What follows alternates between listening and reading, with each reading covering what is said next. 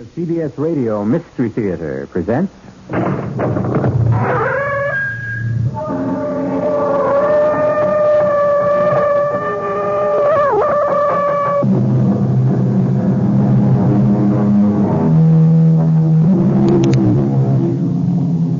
Come in. Welcome. I'm E.G. Marshall, presiding as usual over a vintage assortment of tales of mystery, terror, excitement, and suspense. Someday we shall simply have to rid ourselves of all the well-worn cliches that obscure our speech and corrode our thinking. And for our present purposes, we should start with the one that says, ignorance is bliss. The fact of the matter is that the truly ignorant are seldom blissful. Indeed, they are usually unhappy, suspicious, stubborn, and frustrated. True, a little bit of wisdom may be dangerous, but a great deal of ignorance is usually fatal, as we shall demonstrate. That garden. I've never seen such flowers. Beautiful, aren't they? Yes, how do you grow them? Oh, that's my secret, darling. How should there be a secret between husband and wife? Well, The whole neighborhood's talking. How do you grow such flowers? you wouldn't want to know. Tell me. No. I insist. Very well. It's how you water them. Oh?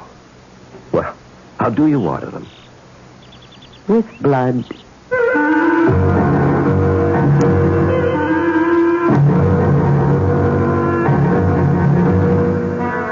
Our mystery drama, The Flowers of Death, was written especially for the Mystery Theater by Sam Dann and stars Mercedes McCambridge. I'll be back shortly with Act One.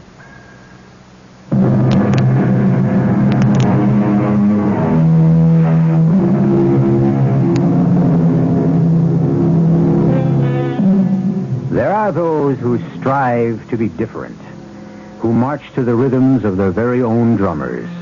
And these are a breed apart. When they succeed, we hail them as geniuses. When they fail, we confine them as madmen. In either case, they remain a mystery to most of us. They are beyond the common understanding. This is because, for so many of us, the usual tendency is to play it safe. The usual advice is, don't stick your neck out. The usual goal is to be like everybody else. Don't rock the boat. Don't make waves. These have been articles of faith for Walter Morrison and for Gretchen, his wife. Hello? Darling, Walter, where are you? at the office. I called to tell you I'll be late for dinner tonight. Oh, Walter. Well, it can't be helped here. Parker's in from the coast, and I can score some points if I hang around and just chat with him, okay? All right. We should ask Parker and his wife out to dinner. Oh, she's really a horrible woman, Walter. Well, sure she is, but Parker can do me a lot of good. All right, dear. I'll see if I can set him up. If it's go, wear brown. Brown? Yes, it's your least flattering color. You shouldn't look too good. She's older than you, and she'd resent it. Yes, dear, I understand. Is there anything else you want me to do, Walter? No, that's about it. See you later. Oh, just a minute. Hello. Yes. What is it? I was right. You were right about what? About you. Oh, look, I don't buy anything from door-to-door salesmen. In that event, may I trouble you for a glass of water? Water? Actually, I'd prefer a glass of wine if you had it. I suppose it's an odd request. In this century, in this place, in this time, the concept of hospitality has ceased to exist. Sir, I'm really very busy. Now, consider your ancestors. They would have invited me inside with a hearty welcome, prevailed upon me to stay for supper, spend the night. I'm really not interested. Today, the stranger who rings the doorbell is directed to the nearest motel, if indeed the door is opened at all. Oh, you'll have to excuse me. My telephone is ringing. No, it isn't. I warn you, I'll scream for help. I'll call for the police. You simply don't know how to handle this at all, do you? What do you want? What are you selling? What do you need? I already told you I don't want to buy anything. That's not what I asked you. I asked you what you needed. I don't need anything. Now, please just let me close the door. Is that really true, that you don't need anything? Yes. You have everything your heart desires? Yes. Now, please. Love, happiness, fulfillment? Yes. Think carefully. Don't answer quickly. I told you I don't want anything you're selling. I'm not selling anything. Well, then why did you ring my... As I was walking by, I saw you at your window. You reminded me of someone. Someone I knew a long time ago. I'm really not interested. You should be. I mean you no harm. Then what? I saw your face. It reminded me of someone I loved once. But I can't remember her name. Oh, please, I'm frightened. Don't be afraid. You remind me of her. But who was she? There were so many. I must tell you, I loved deeply and with all my heart, but not for long. Never for long. Who are you? God. You're what? I should say, a God. That's That's what? impossible. Why? Because everyone knows. What everyone knows is usually nonsense. It's what you know, what I know that counts. You say you're a god. Remember, I can see your mind. You've decided to humor me. You believe that I'm a lunatic. You hope I'm harmless. Oh, why do you say you can read my mind? Isn't it natural for me to think that a person who... My name is Dionysus, Dionysus? the ancient Greek god of wine and growing things. Well, I don't care much for wine, but I wish you could help me with my garden. You are beautiful when you smile. Suddenly this whole thing just makes me laugh. Why do you say you're Dionysus? Because it's true. I'm dreaming. I must be dreaming. What are dreams? Dionysus. I remember I had a course at school, at college, in ancient lit. It was a long time ago. Dionysus and Apollo, yes, and Zeus and Pallas Athena. My sisters, my brothers. Dionysus, the god of growing things. I think I fell in love with you then. I know. Why have you come to me now? Because nothing grows in your heart anymore. What is this life you lead? This dull, empty life. Oh, I'm very happy. Walter and I, we're happy. Gretchen, why does nothing grow in your garden? Oh, things grow. They do. Then why did you say you wish I could help you with your garden? Well, because... I know, because nothing grows with beauty, with fire. Once, in another life, you were in my garden, the garden of Dionysus. I remember now. Yes. And I'm sorry for the way it ended. You remember how it ended? Yes. It always ends badly when one of the immortal gods loves a woman of the earth. The garden. Do you remember the garden? I remember. You will live in that garden again. With you. That garden shall be in your own heart, and everything beautiful will grow from it. I have walked the world and wandered the centuries in search of you. And now I found you again. I love you. I love you. But will you leave me again? Never. I will always be in your garden. My thought will always be in your heart.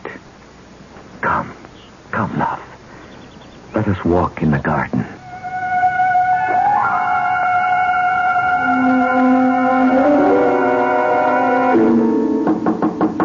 Come in. Walter. Have a chair, my boy. Well, thank you, sir.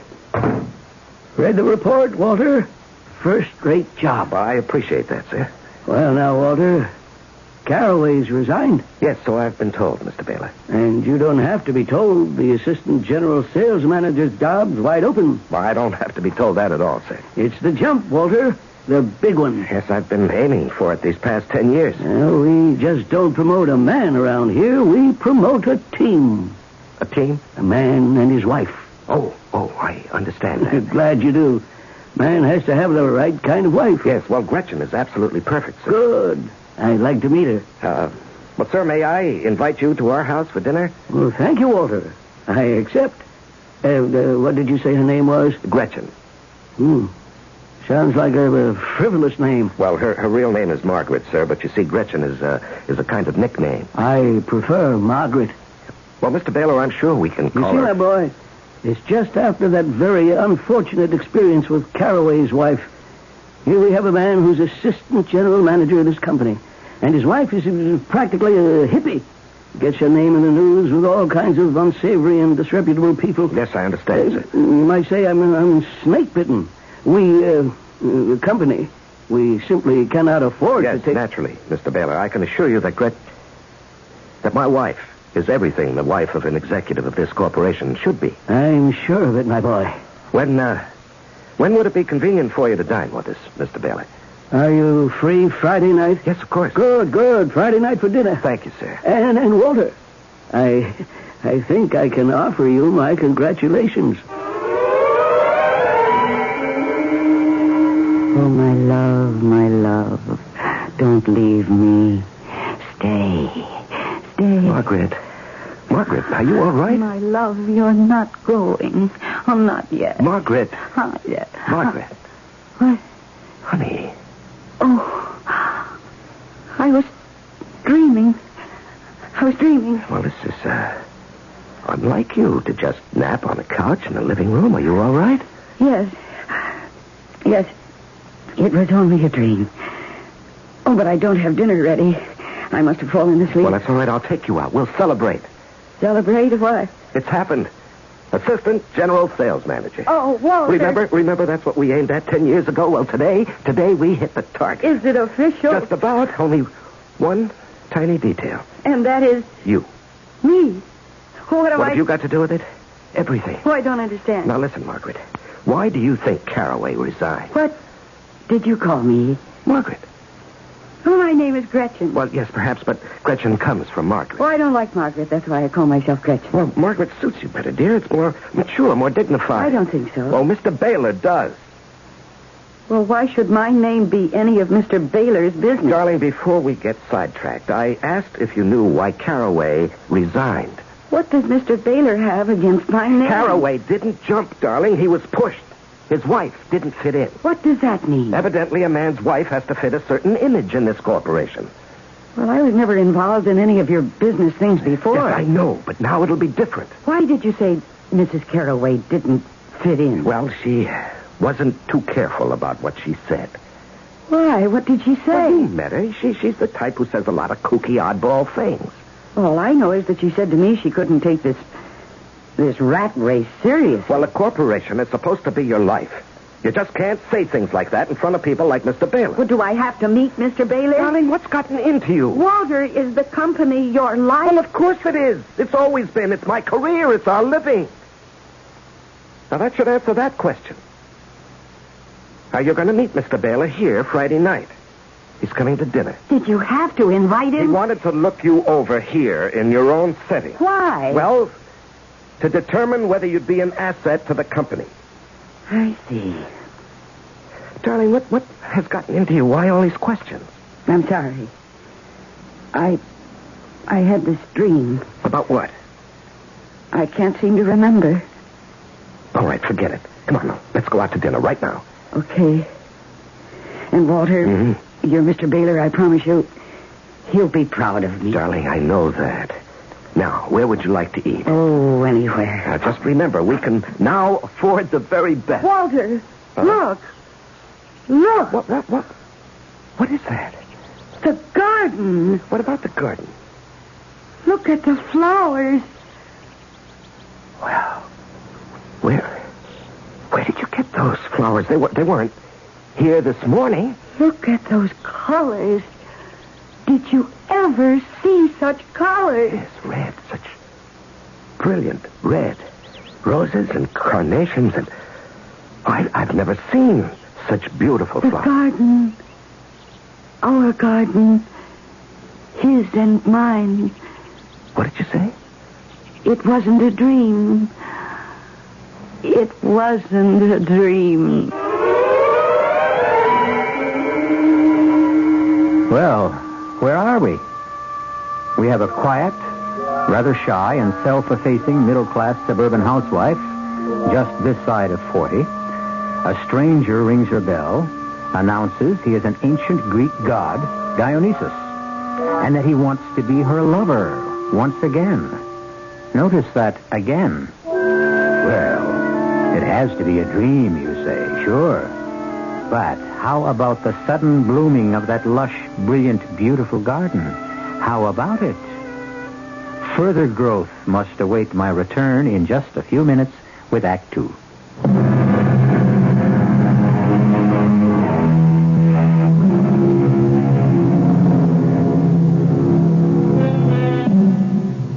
Is this how it was in the ancient days? Did the gods appear in dreams? All the loves we read about between the immortals and their human subjects, were these all dreams? Visions? Well, we don't know. We present only the facts in the case. And the basic fact in this case seems to be that suddenly the garden of Gretchen Morrison is a lush, luxuriant riot of color after she had dreamed that she had a love affair with the ancient god Dionysus. Well, people have had even more extravagant dreams, from what I've heard. It wasn't a dream. It wasn't a dream. What are you saying? Nothing. Darling, how did you ever get all those flowers? Well, I'd say it's miraculous. Hi there, Gretchen. Walt. Oh, hello, Porter. How's the golf? Hey, what have you folks done here? Well, you know, Margaret, she just putters around in the garden. Margaret? Who's Margaret? Oh, that's my nickname for Gretchen. What have you done to your garden, Gretchen? Nothing. Oh, come on, Gretchen. I'm willing to abdicate gracefully. June and I consider ourselves the garden people in this neighborhood. Well, Porter, And quite frankly, Gretchen, we never saw you as a threat. What I mean is, you did have a few respectable-looking plants. Yes, isn't it fantastic, Porter? Is it a fertilizer, a new kind of food? Now, dear, don't give away your secrets. Oh, come on, Gretchen. We've always been good friends. Well, they just grew, that's all. Oh, very shrewd, and I don't blame you. Every one of them is a sure winner at the Garden Club show next month. Well, just think, Porter, this will be the first year you're not going to win. I'll get to the bottom of this somehow. Yeah, well, good night, Porter. Night. Margaret, how did you raise those flowers? Huh? Oh, I suppose you could call these the fruits of love.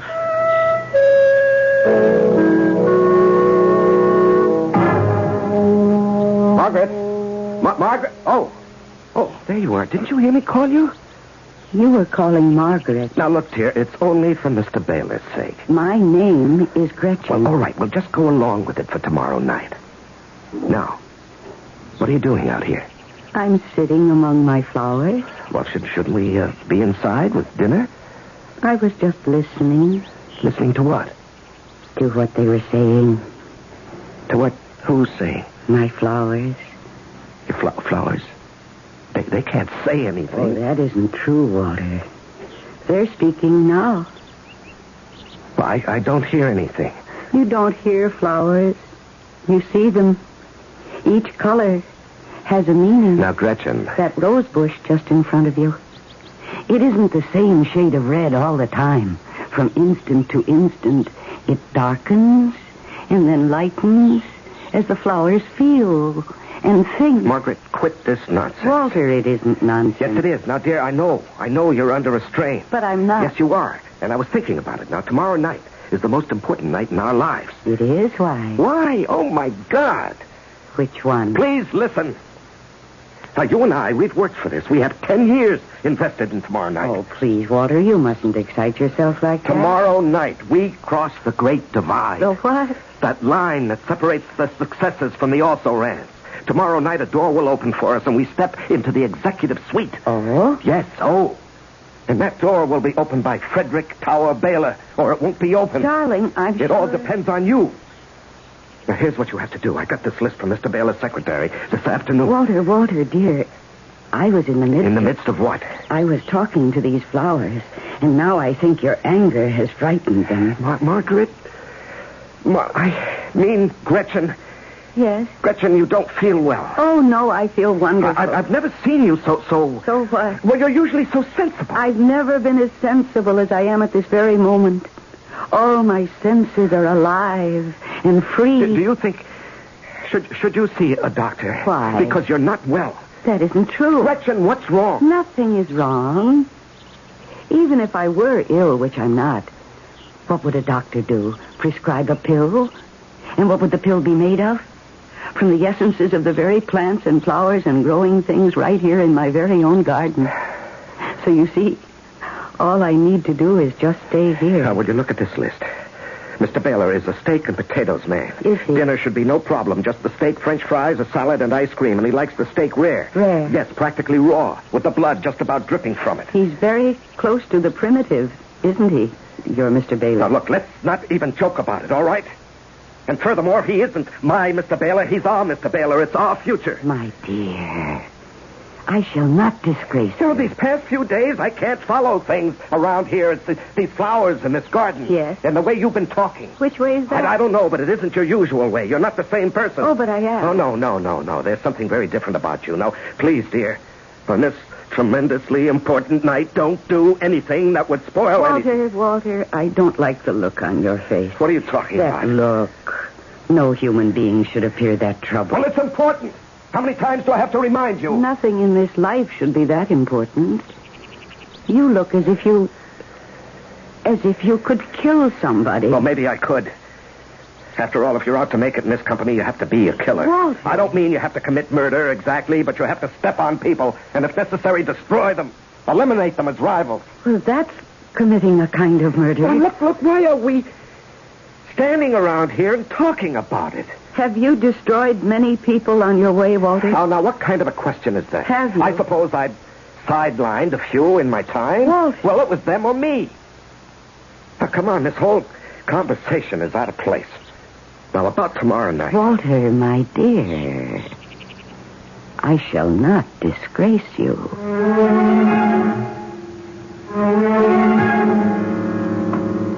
Margaret, we're here. Well, Walter, it's a nice-looking place you have here. Yes, indeed. The little woman is certainly a lady of good taste. Oh, thank you. Well, good evening. Dear, I would like to present Mr. Baylor, who is executive vice president. How do you do, Mr. Baylor? Hello. Do you like my gown?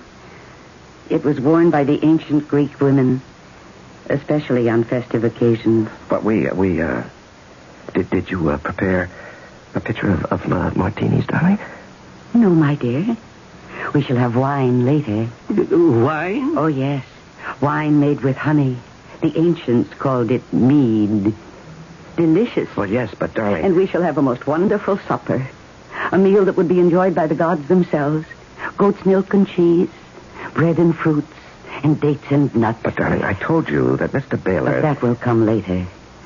First, I have prepared a bath for Mr. Baylor. You what? Dear... Well, you bathe, don't you, Mr. Baylor? Well, I... One must separate himself from the cares of the day before one can enjoy the delights of the evening.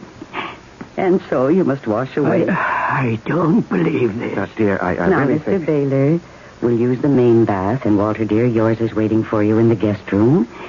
And now, if you'll excuse me for just a moment, I shall make sure your bath water is properly scented. The pitcher of goat's milk is there, on the sideboard. It's ice cold and delicious.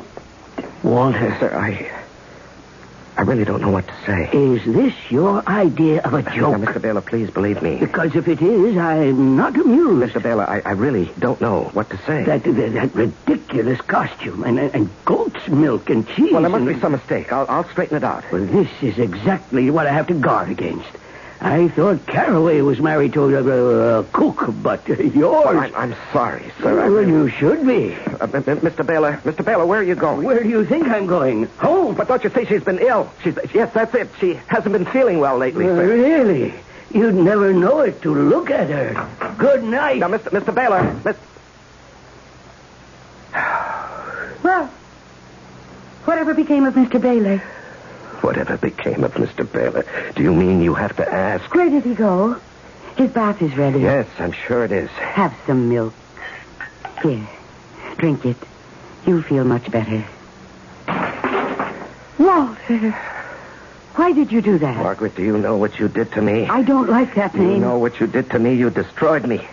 Now, please tell me why. Why? Why did you destroy me? But I didn't. Tell me why. We've been married 15 years. I thought we loved each other. I don't know of any reason you would have to hate me. Now, why? Why did you suddenly destroy me?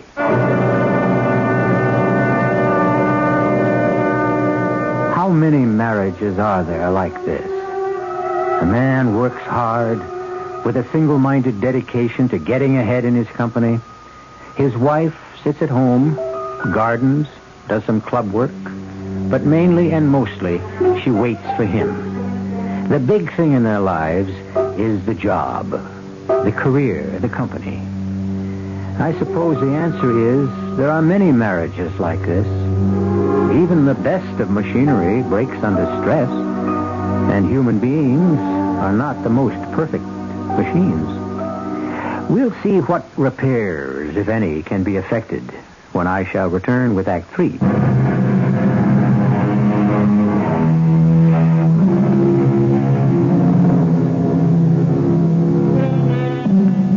There's a man who shares your bed, your board, just as you share his.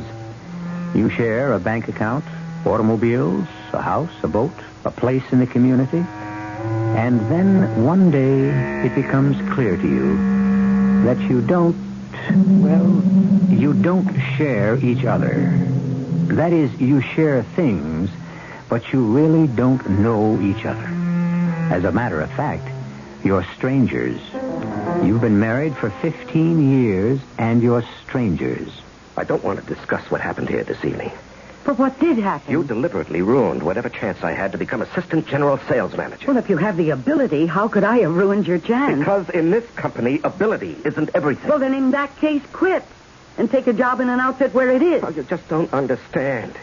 And I don't have time to explain it, but you're ill. No, I've never felt better. What you did tonight, was that the action of a rational woman? I think so. Would you do something for me? See a doctor. Why? Oh, Margaret. See, that's what's wrong with me. You call me Margaret. Well, that's just for Mr. Baylor's benefit. Well, he isn't here now. And why should I give up my identity for the sake of your boss? Isn't it bad enough that you gave up yours? Margaret, what's gotten into you all of a sudden? Now, you never spoke this way before. You were always so reasonable, so cooperative. Now, what is it? Oh, poor Walter. Don't take that tone with me.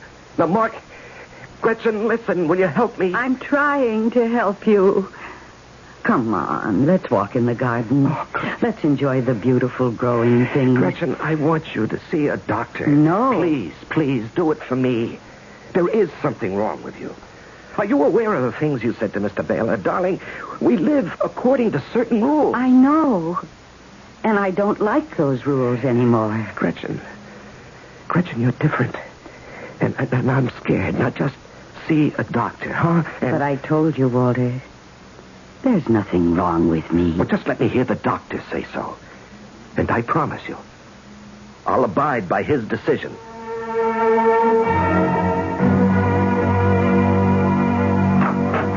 Mr. Baylor? Yes? May I come in, sir? I'm busy. This won't take a moment. Mr. Baylor, I want you to give me another chance. I think the matter is closed, Walter. You know I'm the best qualified man in the company. Not in all respects, Walter. I'm sorry. She was ill. I'm sorry to hear that. She's being treated for it. I said I was sorry. You know, this business we're in, it isn't easy, and it takes its toll. That's why it takes a special kind of man who has the support of a special kind of wife. Well, she's worked hard, and she's tried hard all these years with me, and I guess the strain was just too much. Walter, I don't think I can see my way clear. Please, sir, let's give her another chance. Better that this thing should happen now rather than later. We can nip it in the bud. She'll be all right, I promise. Well... In a few weeks, she'll be just fine. You'll see. Well, I'll think about it. Thank you, sir. Thank you.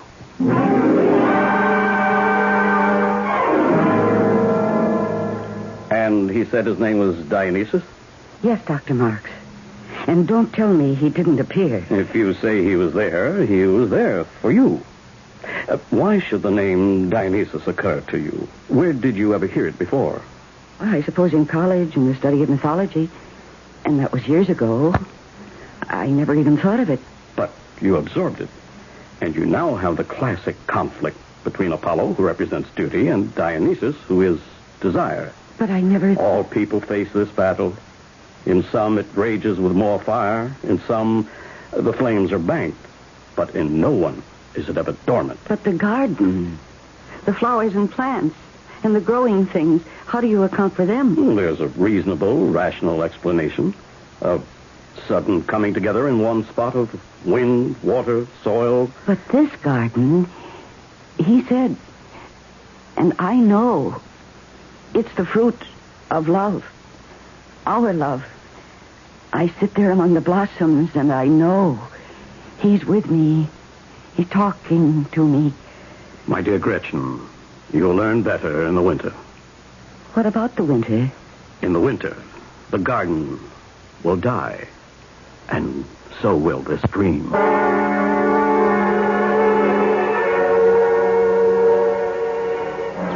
Yes. Yes, my love. Yes, I hear you. Yes, I see you. Gretchen! What? Oh, Porter, you startled me. Oh, is this your secret? Do you talk to your flowers? Of course. I just can't understand this garden. It grows more beautiful every day. Yes. Come on now, Gretchen. What's the secret? It's a garden of love. For sure, but how does it work? It's the love of two people. Okay, I won't ask. I'm satisfied just to enjoy it. I do have a confession to make. I was so wild with envy that I came in here the other night and I stole a small rose bush. But you could have asked me for it. I planted it in my garden and the next morning it was dead. Oh? I was careful. I handled it gently. I watered it and fed it. But it died. It withered completely, as if it had died a long time ago. Perhaps it did. Gretchen, what's come over you? You seem so different, so... Yes? Well, you always struck me as well, I'll say it, a very quiet little person. And now you glow all over. I feel there's a glow inside me. Ah, Gretchen, it's beautiful. But I see now it's an awful beauty. It's a frightening beauty. Fear and terror. It's all part of beauty. Those crimson flowers, that red. It's like the red of blood. These flowers, they look as if they're being nourished with blood. They are, Porter. They are. How did you know? How did I know? Well, good night, Gretchen. Good night.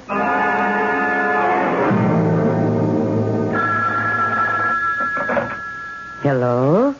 Gretchen, it's 4 o'clock. I called to check. On what, Walter? To make sure you were at the doctor's. Oh, Well, you have an appointment. Did you forget? no. Then what are you doing at home? I don't care to go. Now, what are you saying? Well, why should I go?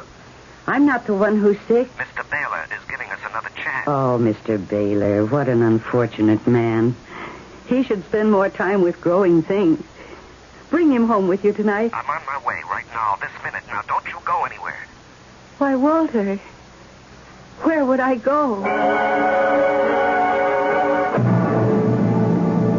Drink this, Walter. You'll feel better. Darling, I spoke to Dr. Morrison. There is something wrong with you. Now, why don't you help yourself? There's nothing wrong, dear. How can you say there's I nothing... feel alive, Walter. All of me, every part of me. Come to the garden with me, Walter. You'll live You love like a god. Yeah, something's come over you. Don't ask me what, but a week ago, something happened. Yes. Something happened. You changed. Well, I can hardly believe you're Gretchen, my wife. I'm Gretchen. You had sense. You had a knowledge of life. Well, you and I, we worked together toward a goal. Yes, dear. But I found a better goal. You did? What? Love. Love? That was the secret. The secret of the ancient gods. Now, Gretchen, I'm going to drag you to the doctor. Oh, if you must fight, fight like a man with your hands. I despise you. Now, what has happened? You can't just suddenly tear down our life. What's wrong with what I'm doing? Why shouldn't I work for the Baylor Corporation? Because it's a house for slaves. Well, it's my job. We agreed. You never objected. It bought us this house and the cars. And turned us into fawning, simpering, terrified slaves. Okay. Everybody in the world is a slave to something. That's what life is. You give to get. Yes. Everyone is a slave. But I have been freed. What do you mean freed? By whom? By my lover. What lover? He's in the garden. Gretchen, you come back here. If you want me, fight for me. Fight him for me. Oh, love, stay with me. Don't let anyone keep us apart. Gretchen, who are you talking to? My lover. Don't you see him? You mean there's another guy? Someone else? Someone else who gives me what I need. Who? He's a god. Who is he? I told you. I'll choke it out of you. He's a god. Who is the guy? Walter, you're joking me. Who's the guy? You're joking. Walter. Walter. Who? Please. Bury me here. In my garden. Gretchen. Oh, please. It's dark. And no one will know. Oh, please.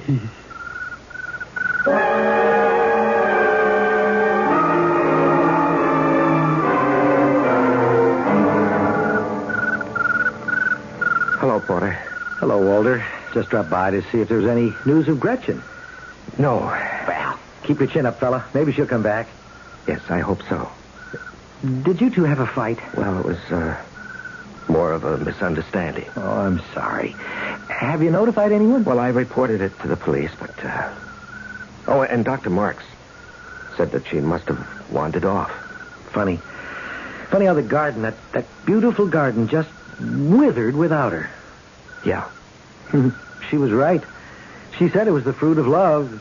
Without her love, it just... Yeah. Well, I just don't want to take up too much more of your time. No, it's all right. I wish I could figure out why those luxuriant plants grew so suddenly, and just as suddenly they died. Well, you know what Dr. Marks said. Sudden coming together of sun and rain, soil, water. Yeah, that's right. She's an inscrutable gal, that Mother Nature. Yes. We'll never know. I guess not. Well, this is a good chance for me to say goodbye. I'm off on a trip. Oh? Yes, I made general sales manager. Oh. Finally, yes. Poor Gretchen. Came too late for her. How she wanted it, how she would have enjoyed it. Well, say goodbye to June for me, huh? Okay, Walter, I will. Walter, is it my imagination? What? The garden. What about it? Those plants. They're dead. Walter, that color, that crimson color, the scarlet color. Look. Why, that looks... That's blood. Blood. Oh, you're crazy. It's just color. Am I? But just look, blood on all the withered blossoms. Fresh, bright blood all over the garden. Gretchen. What do you mean, Gretchen? It can't be her blood. It can't be. Well, whoever said it was. It can't be because there was no blood. What do you mean there was no blood? When I killed her, there was no blood. She fell, you see? And she struck her head hard against the tree, but there was no blood. Walter, do you know what you're saying? I can prove it. Dig her up, you'll see. There is no blood. No blood.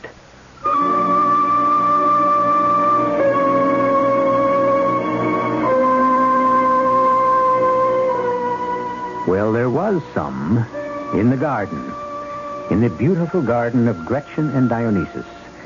And the garden is no unusual garden, for all flowers have something in them of the one who plants them and watches and waters and nurses and loves them.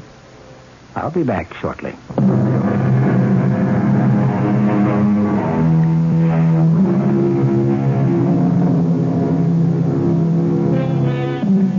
The struggle, the never-ending struggle between Apollo and Dionysus, between duty and pleasure, between what we want and what we must settle for, is fought inside each of us.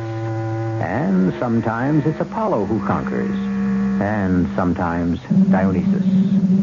Happy, however, is he or she where neither has conquered, but where both spirits can live side by side in peace and quiet. But too much quiet gets boring after a bit, so make sure we disturb yours tomorrow. Our cast included Mercedes McCambridge, Larry Haines, Robert Maxwell, and Gil Mack. The entire production was under the direction of Himan Brown. And now, a preview of our next tale. Don't bug me, Louise. What are you doing? Trying to empty the bottle? Maybe I have a reason. I might catch up with you. Why, you're shaking, Jim. What is it, Jim? What's the matter? I was followed. Somebody followed me all the way home. I've asked you not to walk the streets alone at night. Who was it? What did he look like? I don't know who it was. All I could hear was the footsteps. Just the shadow of a beat behind mine. As though she, whoever it was trying to fit their feet into my footprints. Every time I stopped, they stopped. And when I turned around, there was nobody there. Nobody at all. Radio Mystery Theater was sponsored in part by Uncle Ben's Long Grain and Wild Rice. This is E.G. Marshall inviting you to return to our Mystery Theater for another adventure in the macabre. Until next time, pleasant dreams.